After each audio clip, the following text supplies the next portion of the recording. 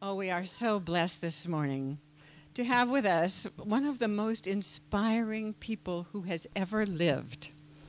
And I don't think you have ever heard me say that about a speaker before. I mean, she is truly an amazing human being. And the effect that she's had on the world, she doesn't even begin to see. When I met her, she was already known as the mother of yoga in America. She had founded the magazine Yoga Journal at her kitchen table. And it was 1985, and she was about to depart on the first of 47 trips into the Soviet Union, leading groups of citizen diplomats. And Paul and I were very, very fortunate to be in that first group of people with Barbara Marx Hubbard and lots of other people. It was an amazing, Alan Cohen, really an amazing group of people. And we were laughing last night, that she is now the grandmother or even approaching great-grandmother of American yoga.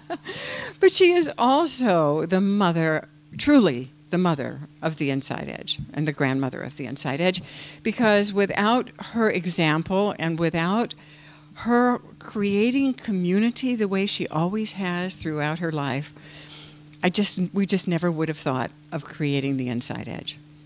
So please welcome me, the beautiful, the glorious Rama Vernon.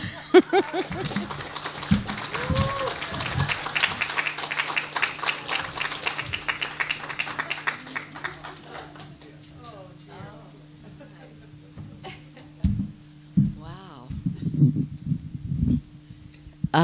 I have a soft voice, so I hope you can all hear me.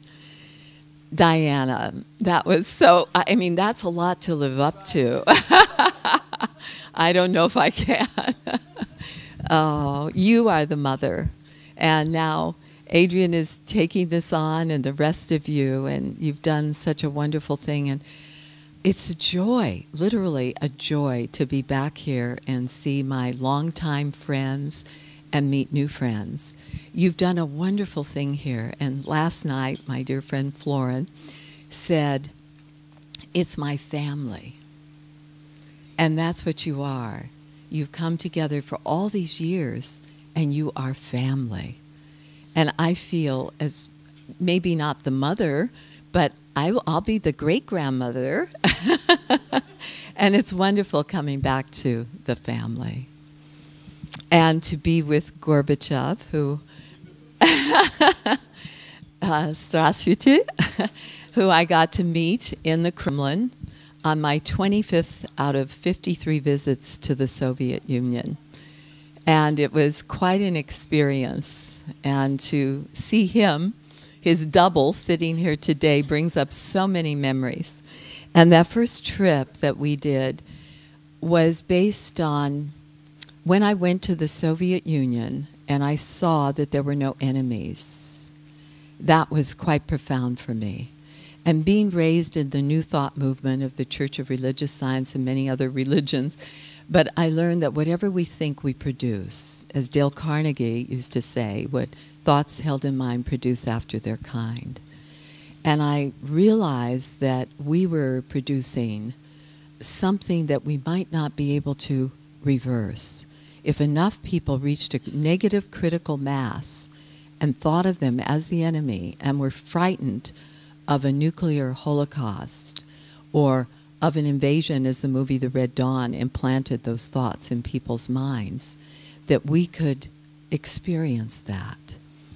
And it's that day in Red Square, I realized I had to do something.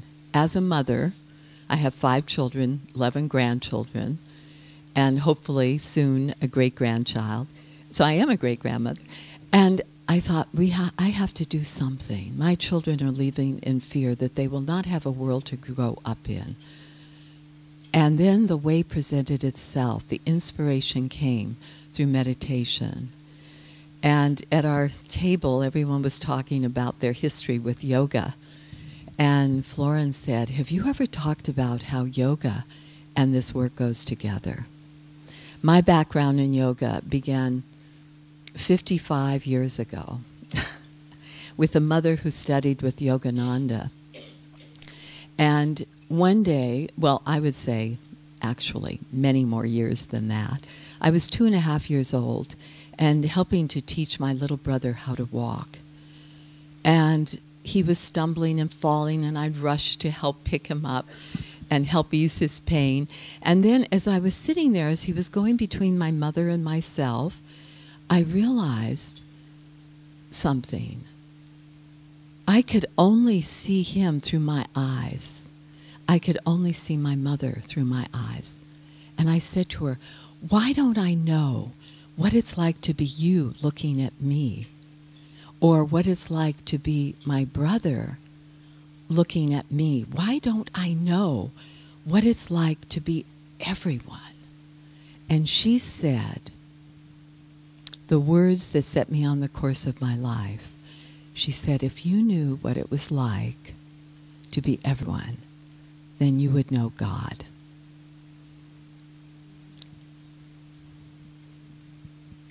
So my whole journey began at 2.5 years old, looking for this thing called God. And as a teenager, she brought me to my first yoga teacher, and he was a turbaned Sikh, and he was working with people who had had strokes and heart attacks, and we were learning the breathing techniques. And I was sitting there, and I thought I was a turbulent teenager. I don't know if you know what that's like. Or those who have children that go through those teen years. And I couldn't sleep at night. I was having a restless mind and worrying about things in school.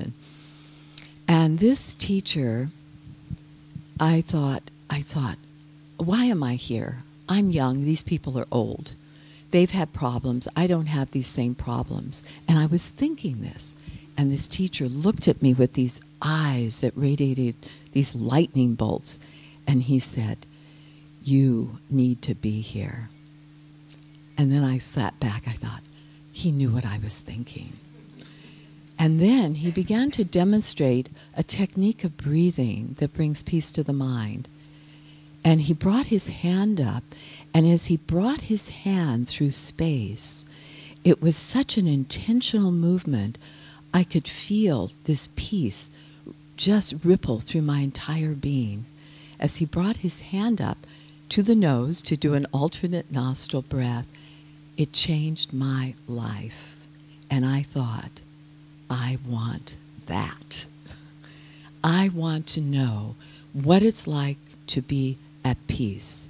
No matter where I am, no matter who I'm with, whatever I'm doing, I want to know that centeredness deep inside my soul. And that set me on my course with yoga that brought me to the feet of many masters in India and helped me to host many masters and help them start their organizations here. And that's why they used to call me the mother of yoga in America, but now I'm the grandmother and soon to be the great-grandmother of yoga in America. Each year passes. So I felt that the deepest thing I could give to the world was my own inner peace. I wasn't going to rush out. I wasn't into activism or anything like that. And I believe what Vivekananda, the first yogi to come to the World Parliament of Religion, said when he said, the world is like the kink of a dog's tail. As long as we are holding it, it is straight. But the moment we let go, what happens? Curls up again. So I believe that why should we get out there and affect change? Because eventually you need to do another change and then another change. So I had this idea, just meditate in my own closet, radiate that peace out like the great masters on other planes can do. And I thought, I'll just do that. So for 30 years, that's what I did. And then it brought me into teaching. I was one of the first yoga teachers in the Bay Area in California. And then I had to train teachers because the demand was so great in those days. And in those days, in the 60s, people confused yoga with yogurt. And someone would say, well, what do you do? And I said, well, I teach yoga. Oh, I love yoga. It's so wonderful with fruit. So we've come a long ways. So it was the yoga that actually took me to the Soviet Union that set my course to work internationally. Because I was asked by the Earth Stewards Group to go, I was putting on yoga conferences, Meeting of the Ways, and called Unity in Yoga. And one of the great teachers, Swami Satchidananda, once said to me, he said, but unity is yoga. I said, in theory, yes, but in practice, no. Because one methodology felt it had the way and the only way. The other felt it had the way and the only way. And then I thought, if we could bring them together and they could honor their differences, they'll find commonality. And I didn't realize that that was exactly what I would be doing with the Soviet Union a few years later. And when I went, yoga teachers were being jailed. And it was, they were just interested in exercise, not the philosophy, so I realized it was too soon. But I thought, what can we do? And that's when I organized the first trip of 82 people to go, and thought, we'll take people of consciousness where they don't have to say anything about their spiritual life.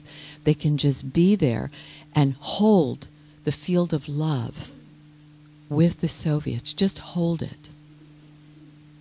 And so we purposely invited people like Diana and Paul and Barbara Marx Hubbard, Patricia's son, and we brought people who had been teachers in the consciousness movement for so long together with one another. They found one another. And then when we went to the Soviet Union and we were in a meeting room, Barbara Marx Hubbard and I were standing outside in the vast lobby of the Soviet Peace Committee, and our group went in for a general plenary where we had simultaneous translation, and we arranged for them to meet with their counterparts. Because I thought it'll help ease the tension between the people if they have a common point, which means their professions. So it'll help loosen them up to have conversation. Well, they didn't eat anything. There was such a hunger for Soviets and Americans to come together that 2 hours into the meeting, the psychologist, who we thought we had arranged with another Soviet psychologist, found out that what they thought was a psychologist for 2 hours was really a cytologist. And then I realized it didn't matter. It didn't matter. We were just so hungry to be with the people that we had seen as the enemy. And I began to discover, as this work led to greater and greater work, being invited to the Middle East and other parts of the world, to China, to, I can't even remember all the countries now, South Africa, different ones, Cuba, Afghanistan, Kosovo. I'm trying to remember. It shows you how long ago that was. Azerbaijan.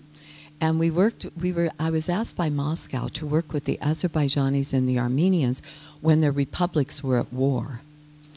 And so we went, and I discovered something new when we went.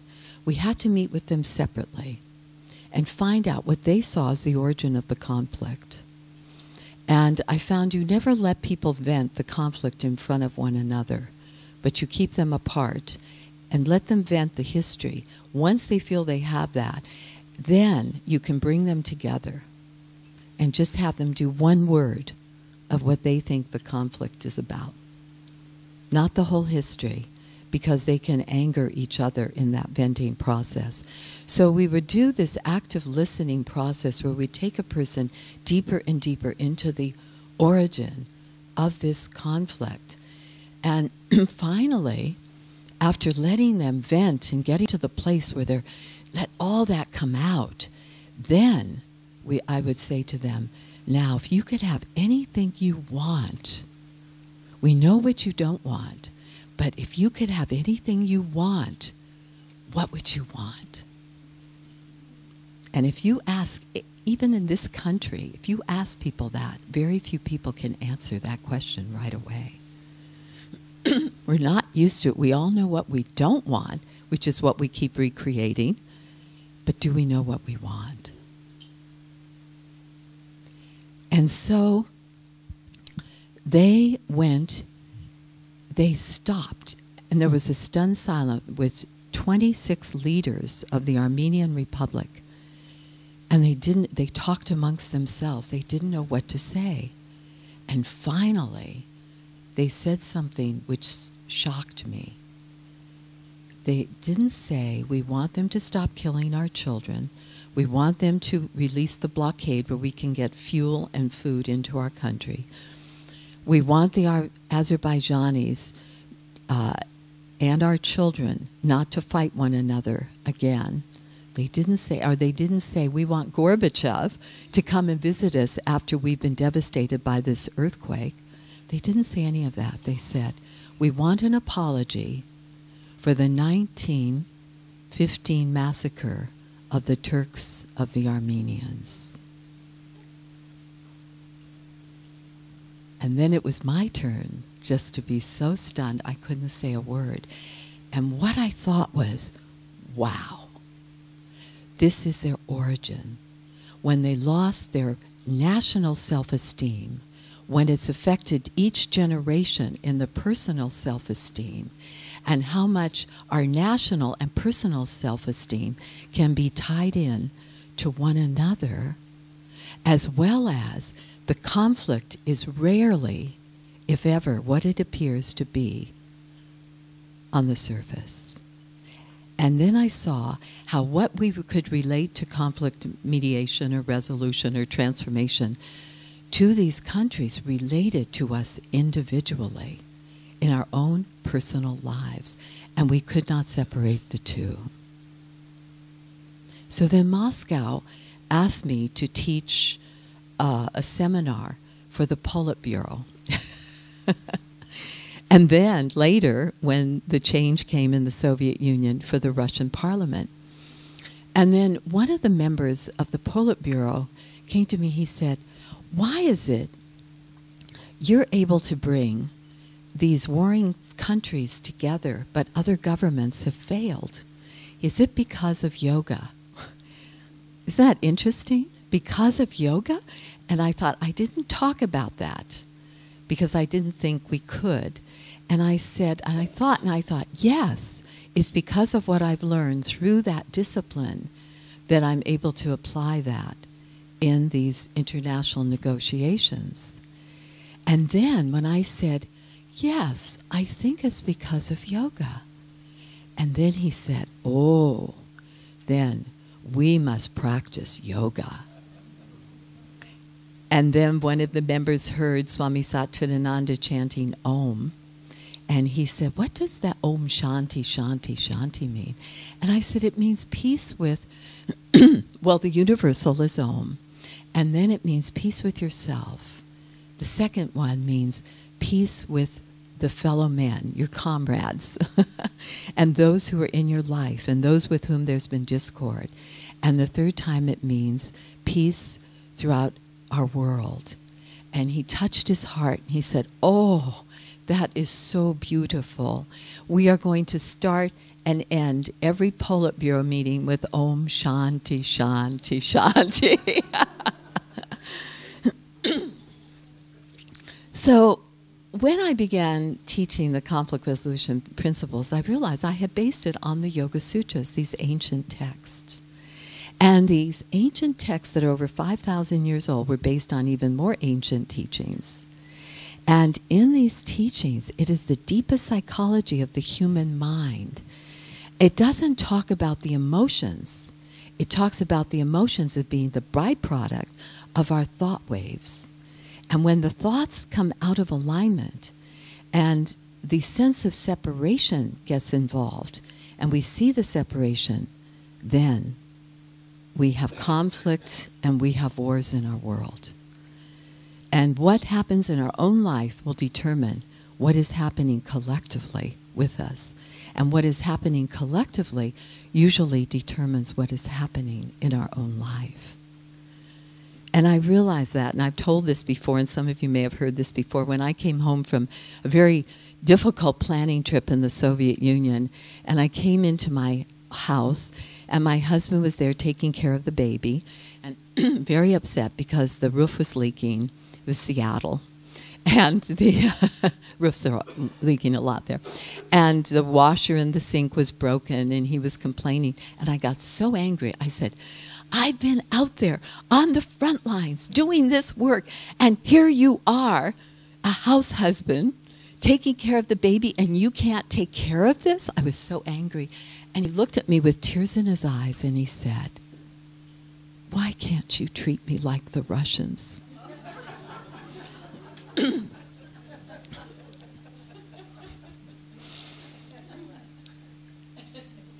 And that's when I got it. I had to do this work, to really be a peacemaker, I had to refine my own inner evolutionary journey to the point where I was seamless, where I would be the same with you or Florin as I would be with Gorbachev. And I would be the same with an ambassador, which we had to meet quite a few of, as I would be with the taxi driver. I had to treat everyone with equal respect, and the hardest thing was those nearest me in my own home. It's much easier to do it with our neighbor than those we live with. And could I, in the Buddhist teachings, which I've been part of too, could I come to see each person without bringing the baggage from the past, but see them as if I were seeing them for the very first time? Without all the images that we collect and accumulate of the past hurts and what they've done to us, or what this happened or that happened. But can we erase that and come as if we're seeing them anew, and seeing them not just as a reflection of ourselves, but as ourselves? So in the Yoga Sutras, the second sutra, which is the most powerful, it says everything. Yoga is chittavritti nirodha. Yoga is to still the fluctuations that arise in the field of the mind. And then it goes on to talk about the four parts of mind: the conscious mind, the subconscious mind, the ego, and the overmind, the buddhi.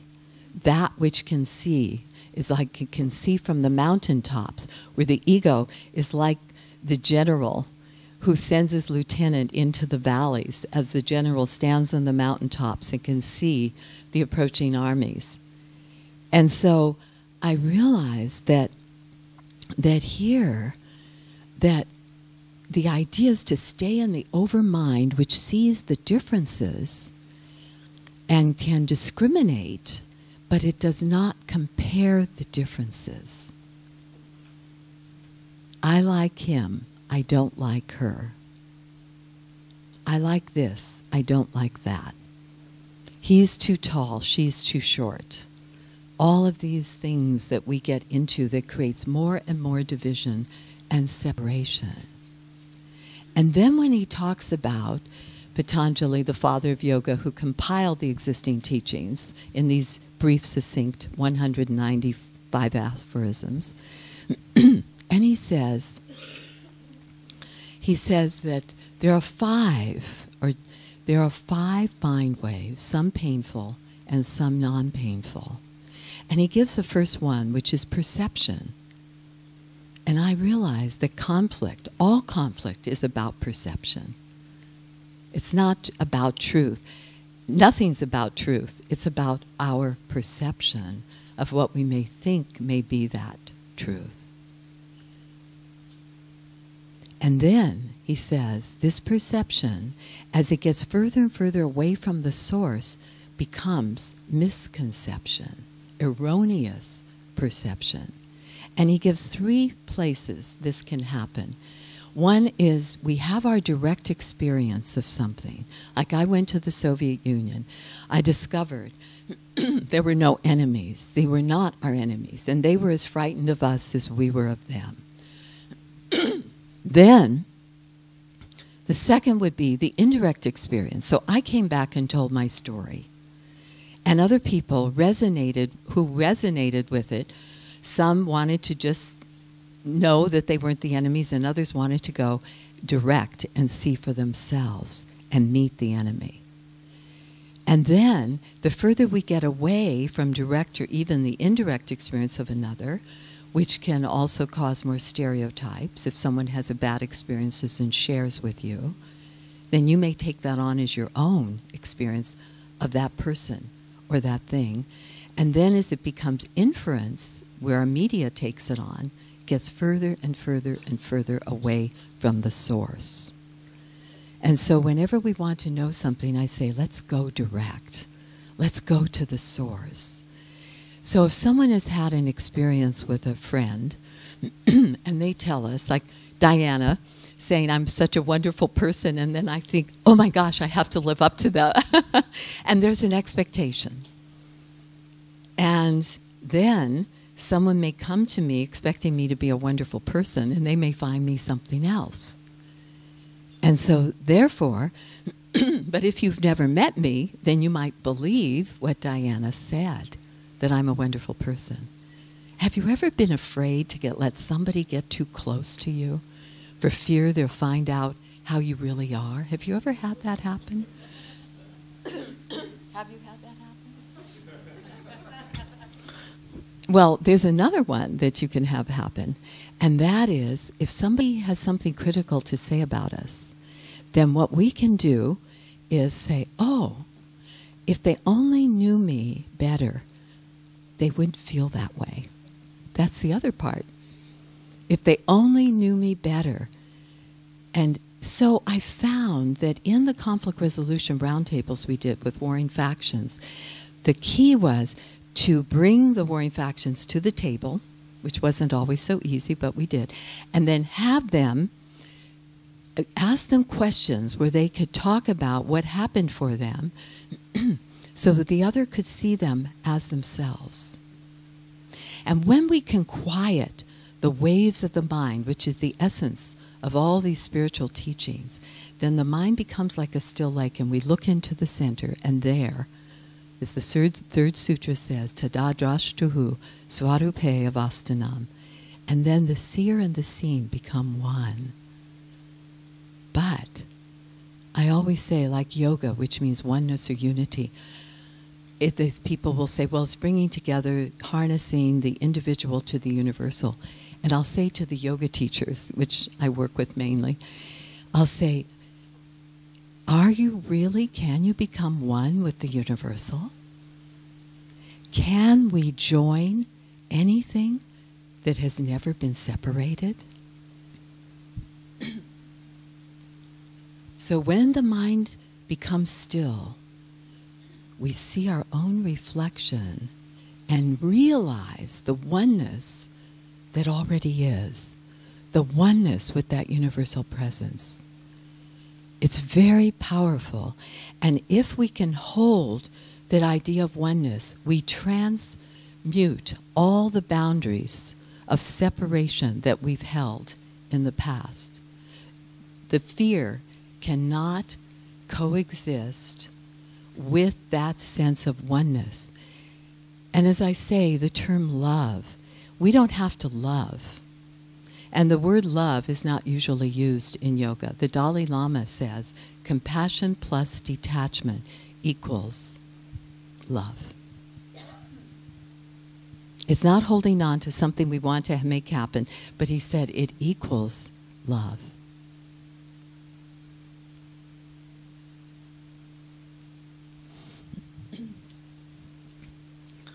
So when we brought the Armenians, the Azerbaijanis together at the meditation, the peace table, we asked them the question, how did Gorbachev's perestroika and glasnost affect you and the family? And as the Armenian man started talking, he described how the Red Army came in and they brutalized them. And they made them, they threw his passport in the gutter in front of his small son and made him get down and pick it up with his teeth in the gutter where the blood was running from the violence that was occurring. And as his son watched this, his son wanted to fight back and watched his father succumb to this indignity because the father was trying to protect the son. And what it did, as this man was speaking, he said, our culture is based on the family unity. But he said, this is eroding the way our children see us. They do not have the respect for us because we are not fighting back. And he said, and they are breaking up our family, and that is our culture. And soon it will be endemic within the entire cultural structure. And as he was speaking, the Azerbaijan man, and they wouldn't talk to each other the night before. They wouldn't talk, they wouldn't drink together, they wouldn't eat together. And so the Azerbaijan leader started crying as this man was crying. And he got up on the table and he put his knee on this wide conference table and he reached out his hand, as my husband describes it, like the finger of God touching the finger of Adam. And he reached out and with tears in his eyes, he said, "You sound just like me."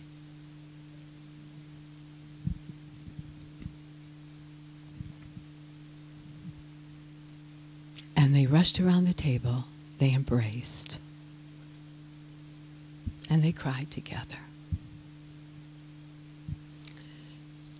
That night, they all got drunk together. And I knew we had it. And the next day, they were working on joint projects between their countries and what they could do to stop the violence, to quell the violence. You sound just like me.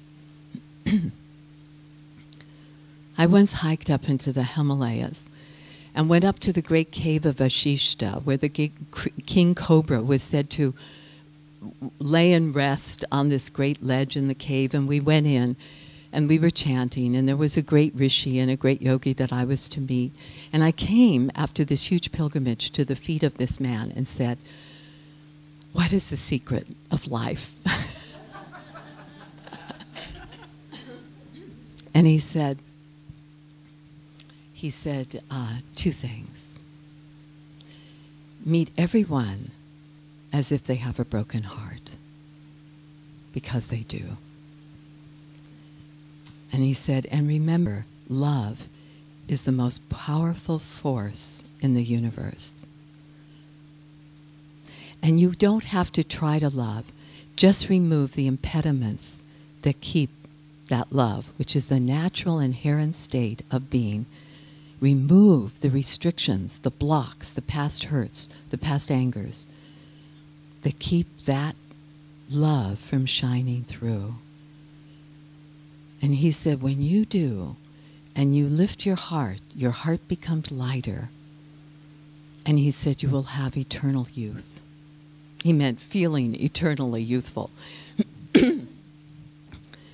And I thought, well, I came all this way, and I thought, I wanted to get a little more. But as I left, I realized that was the most powerful thing to remember, that love is the greatest power in the universe. Can we let go of all these hurts, the storages we've held in pockets of our heart that contract and cause us to continue to see the separation? Can we let go of that? And I was telling Diana, we were talking on the phone the other day, I had a second near-death experience after being in Afghanistan and Kosovo and Chernobyl, where we had an office. I've been exposed to a lot of the radiation and depleted uranium from the nuclear waste in our bombs and our radium-tipped bombs, and or Chernobyl, the great nuclear plant that's not so great anymore, and it caused, I was told, some scarring of the inner organs that led to diabetes. So I ended up in the hospital with a complication, and was two hours from dying. And I remembered, if any of you have taken these workshops where they say, what would you do for 1 year if you found out that you have 1 year to live? What would you do? And you write down everything you're going to do, make this long list. What would you do if you had 6 months to live? So you make another list, you know, trimming that back. What would you do if you had 3 months to live? And you make your list get shorter. What would you do if you had 1 hour to live? And they said to me, you have 2 hours to live. I thought, wow, that's an eternity. And how we reprioritize our life in that moment. We don't think of what we're going to do, what our ambitions have been, what we have left to finish up. None of that. It all goes back to the heart. And it all goes back to let go of any little past residue that may be lingering, that divides us one from the other, that has divided me from someone else. And I went back into that place, healed any residue in the heart, and just loved. It all comes down to that, and that's what, Diana, you were saying that too. We just come back to love. As Marianne Williamson says, return to love.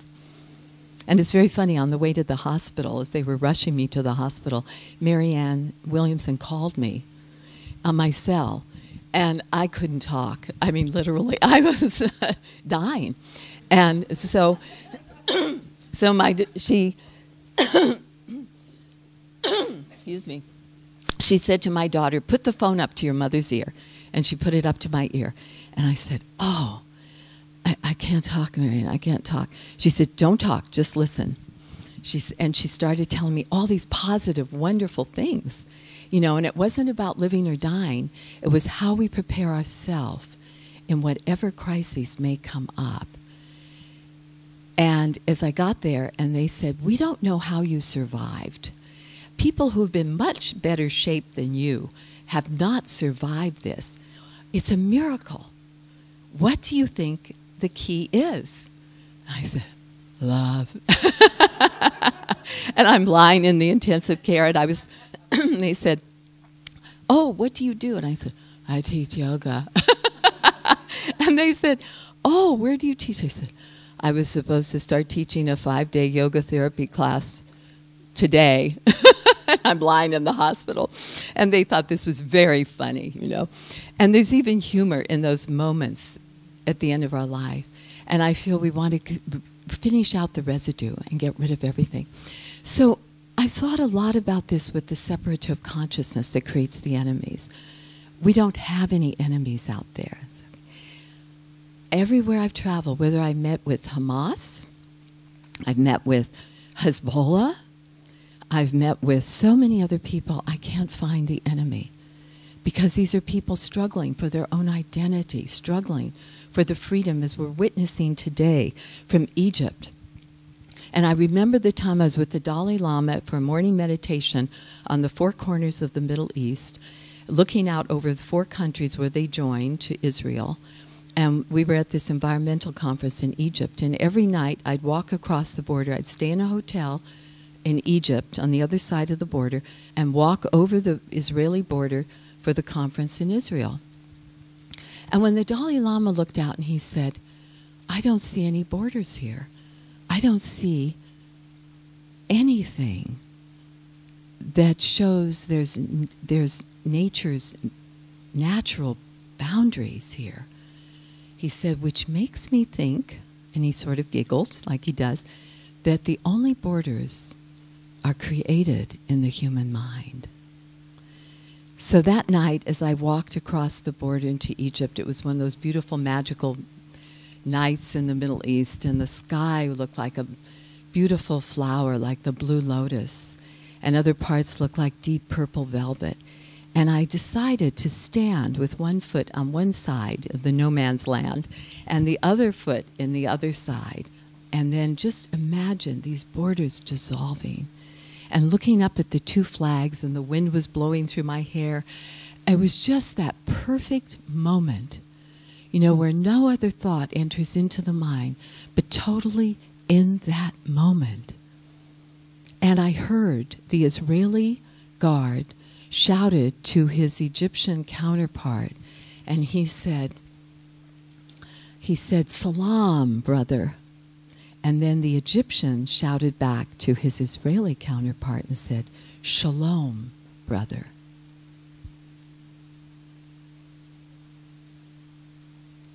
And I thought of the Dalai Lama's words. There are no borders. It's only created in the human mind. And as I stood there, I remembered I'd met with the Egyptian ambassador a few days before in Washington, D.C. And I said, "But you have a peace with Israel." He said, "A cold peace." So as I stood there, I imagined this becoming a warm peace.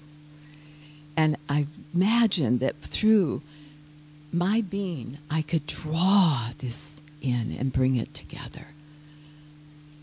And now what we are witnessing, and I've always said this, the Middle East used to look to the America to save it. And I always said it has to come from the people within the country. It has to grow organically as a movement.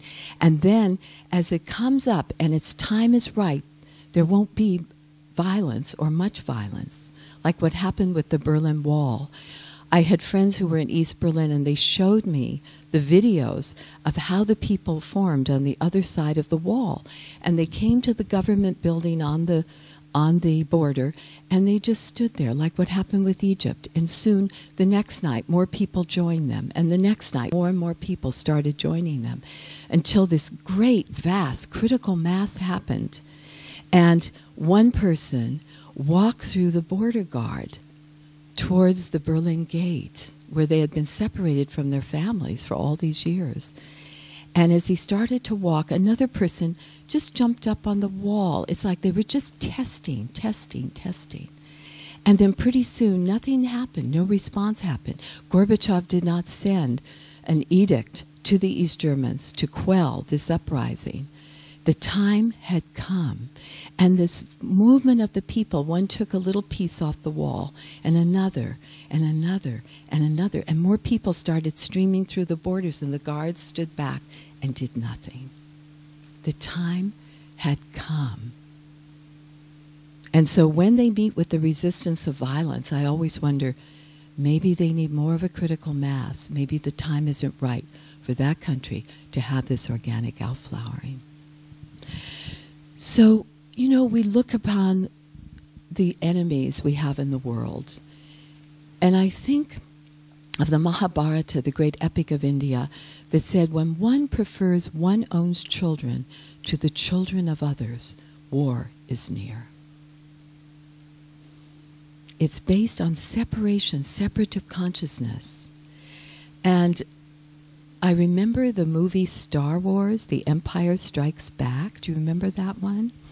And in this, Luke Skywalker and our Darth Vader were having this saber fight with the lightsabers.